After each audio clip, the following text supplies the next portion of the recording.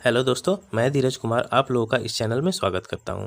आज के इस वीडियो में हम बात करेंगे जो कि हिस्ट्री का एक वेरी इंपॉर्टेंट टॉपिक है, गवर्नर, गवर्नर जनरल और वायसरॉय।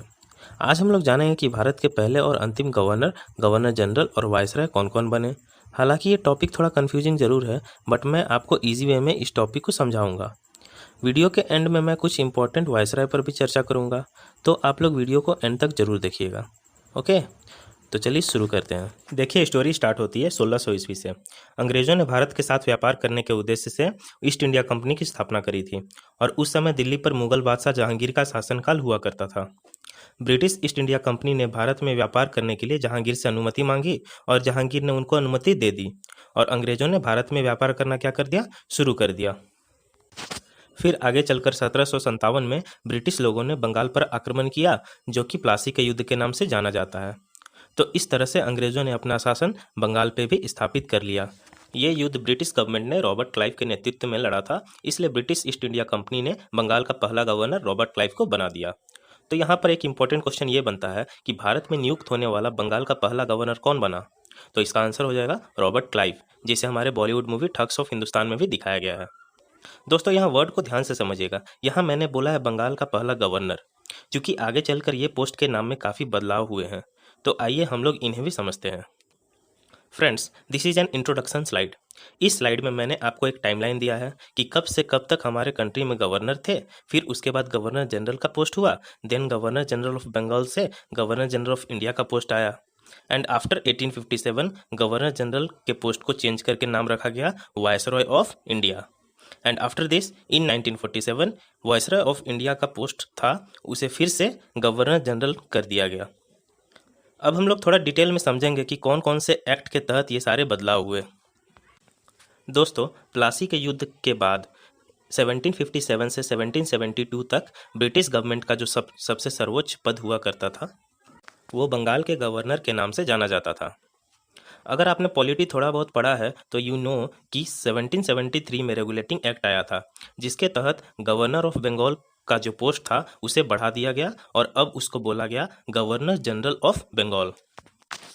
उसके बाद 1833 का जो चार्टर एक्ट आया था, उसके तहत ब्रिटिश सरकार का सर्वोच्च पद अब बंगाल के गवर्नर जनरल के बजाय भारत के गवर्नर जनरल के नाम से जाने जाना लगा। फिर आगे चलकर 1857 के वॉर ऑफ इंडिपेंडेंस के बाद 1858 में गवर्नर जनरल के पद को अब वायसराय कर दिया गया। और जब भारत 1947 में आज़ाद हुआ, उसके बाद वायसराय की पदवी को हटा दिया गया और उसके स्थान पर फिर से गवर्नर जनरल के पद को अपनाया गया, जब तक कि भारत का संविधान लागू नहीं हुआ। फिर संविधान लागू होने के बाद इस पोस्ट को भी खत्म कर दिया गया। नेक्स्ट हम लोग देखेंगे इस बदलाव के वक्त सबसे पहले और अंतिम गवर्नर, गवर्नर जनरल और वायसरॉय कौन बने। एट फर्स्ट मैं आप लोग को एक ट्रिक देता हूँ। The trick is RHBCMR। अब आप इसको कैसे याद रखोगे?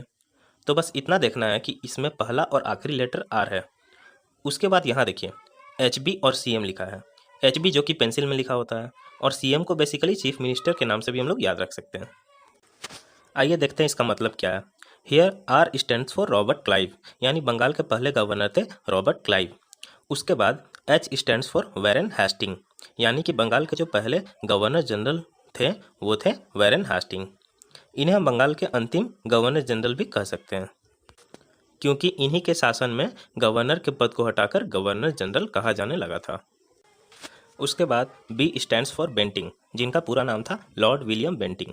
ये बंगाल के अंतिम गवर्नर जनरल थे। इन्हीं के समय 1833 में चार्टर एक्ट आया, जिससे ये भारत के पहले गवर्नर जनरल बने। तो एग्जाम में यही क्वेश्चन पूछा जाता है कि भारत के प्रथम गवर्नर जनरल कौन थे। The answer is Lord William Bentinck. Now C stands for Canning, means Lord Canning. इन्हीं के शासन में 1858 में गवर्नर जनरल को वायसराय कहा जाने लगा। तो इस तरह से भारत के अंतिम गवर्नर जनरल और भारत के प्रथम वायसराय कौन बने, लॉर्ड कैनिंग। दोस्तों, वायसराय का पद 1858 से 1947 तक रहा था। अगर इसके बाद आपसे ये पूछा गया कि भारत का अंतिम वायसराय कौन थे या स्वतंत्र भारत के प्रथम गवर्नर जनरल कौन थे, तो इन दोनों का आंसर होगा लॉर्ड माउंटबेटन। यहाँ एक बात नोट कीजिएगा कि स्वतंत्र भारत के प्रथम भारतीय गवर्नर जनरल कौन थे, तो वो थे C राजगोपालाचारी।